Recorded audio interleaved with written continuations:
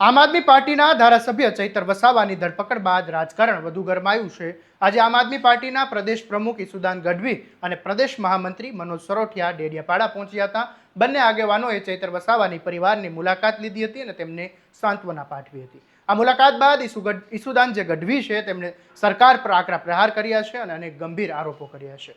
આવો વિગતે વાત કરીએ શું છે સમગ્ર મામલો। નમસ્કાર, હું છું આસિફ કાદરી અને સ્વમાન સાથે તમારું સ્વાગત છે। ઈસુદાન ગઢવીએ જણાવ્યું કે ચૈતર વસાવા એ માત્ર પાર્ટીના ધારાસભ્ય નથી પરંતુ આમ આદમી પાર્ટીના પરિવારના સભ્ય છે।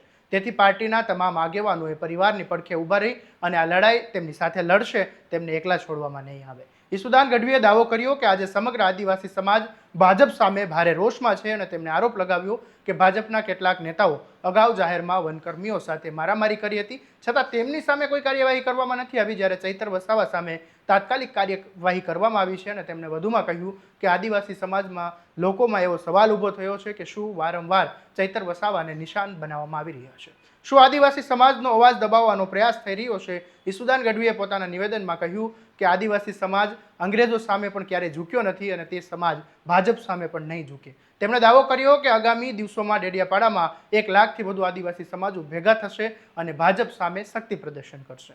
આ મામલે ઈસુદાન ગઢવી શું કહી રહ્યા છે સાંભળી લો। ચેતરભાઈ વસાવાને ભાજપે જે રીતે ખોટી રીતે જેલમાં ફસાવ્યા છે, કારણ કે ચેતરભાઈ અમારા પરિવારના સભ્ય છે, એટલે હું આજે ચેતરભાઈના ઘરે હું આજે મનોજભાઈ અને આખી ટીમ અમારી આવી છે। વર્ષાબેનને પણ મળ્યા છીએ અને આદિવાસી સમાજ જે રીતે ચેતરભાઈને લઈને ભાજપ વિરુદ્ધ ગુસ્સામાં છે એની ચર્ચાઓ પણ કરી છે।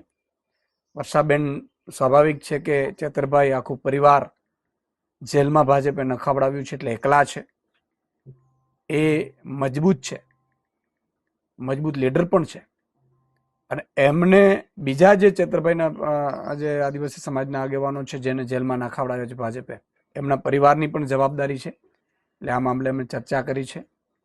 આમ આદમી પાર્ટી એક પરિવાર તરીકે સૌને અમે સાથે જ મળતા હોઈએ છીએ, પરંતુ એક વાત ચોક્કસ છે કે આદિવાસી સમાજમાં ઘણી જગ્યાએ રસ્તામાં પણ મળ્યો ખૂબ રોષ છે ભાજપને લઈને। ભાજપને લઈને એટલા માટે રોષ છે કે ચેતરભાઈનો કેસ આટલી જલ્દી કેમ ચાલે, કેવી રીતે સજા પડી, મારવાના પુરાવા નથી। આદિવાસી સમાજમાં એક એવો પ્રશ્ન છે, અહીંયા કેટલાય એવા ભાજપના નેતાઓ છે જે વનકર્મીઓને જાહેરમાં માર માર્યો છે, એની ઉપર કોઈ કેસ નથી, કોઈ સજા જ નહીં। આદિવાસી સમાજમાં એ પણ એક પ્રશ્ન છે કે ચેતરભાઈ અમારું અવાજ ઉઠાવે છે, હવે ચેતરભાઈને આ લોકો વારંવાર જેલમાં નાખે છે, સજા કરે છે, શું અમારો અવાજ દબાઈ જશે? ભાજપવાળા અંગ્રેજોથી પણ બદતર છે, એક ડર એ પણ છે, મેં જોયું। પરંતુ આદિવાસી સમાજમાં ગુસ્સો પણ એટલો છે। આદિવાસી સમાજ એ અંગ્રેજની સામે નથી ઝૂક્યો તો ભાજપ તો શું છે એની સામે? અને આદિવાસી સમાજ એ નક્કી કર્યું છે 1 લાખ લોકો ડેડિયાપાડામાં એક થઈ અને ભાજપને લલકાર ફેંકશે કે તમે હવે ન માત્ર ચેતરભાઈ ઉપર પણ આદિવાસી સમાજના એક પણ યુવાન ઉપર અગર કેસ કર્યો છે તો આદિવાસી સમાજ ક્યારેય હવે ભાજપને કે ભાજપના નેતાઓને ઘૂસવા નહીં દે। જય આદિવાસી, જય જોહાર।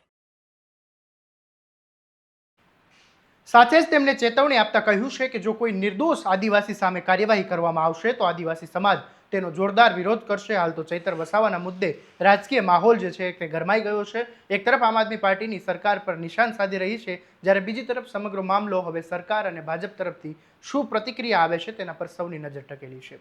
આવા દરેક અપડેટ અને વિગતવાર સમાચાર માટે તમારા સ્વમાનને સબસ્ક્રાઇબ કરવાનું ભૂલતા નહીં અને આ વિડીયોને શેર કરી દેજો।